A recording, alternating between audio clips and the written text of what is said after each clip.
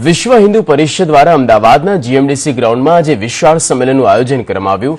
દરેક હિન્દુના દિલની વાત ટેગલાઇનથી યોજાનાર આ સંમેલનમાં વિહિપના આંતરરાષ્ટ્રીય પ્રમુખ ડોક્ટર પ્રવીણ તોગડિયા, સંયુક્ત મહામંત્રી સુરેન્દ્ર જૈન સહિત રાજ્યભરના સંત મહંત ઉપસ્થિત રહ્યા।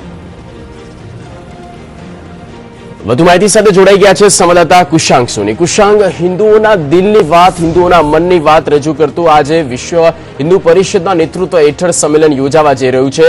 એ જાણવાનો પ્રયત્ન કરીએ કે અને એ વિશ્લેષણ પણ કરીએ કે ચૂંટણીલક્ષી આ માહોલમાં જ્યારે આ વિરાટ હિન્દુ સંમેલન યોજાવા જઈ રહ્યું છે, કેટલું મહત્વનું બની રહેશે, શું અસર કરી શકે?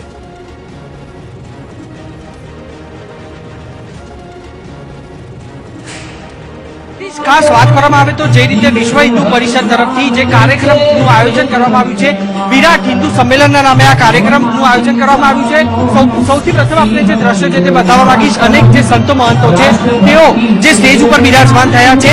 હિન્દુ એજ ફર્સ્ટ એટલે કે હિન્દુ નંબર 1 ની જે સ્લોગન સાથે આ જે કાર્યક્રમ છે તેનું આયોજન કરવામાં આવ્યું છે। જે રીતે ઉત્તર પ્રદેશમાં ભારતીય જનતા પાર્ટીએ બહુમતી સાથે વિજય મેળવ્યો છે, અહીંયા પણ તમામ જે કાર્યકર્તાઓ છે અને તમામ જે વિશ્વ હિન્દુ પરિષદના આગેવાનો છે તમામની હાજરીમાં એક જ વસ્તુ છે તેનું વારંવાર તેને દોહરાવવામાં આવી રહી છે, જે છે રામ મંદિરનું જલ્દી નિર્માણ થાય।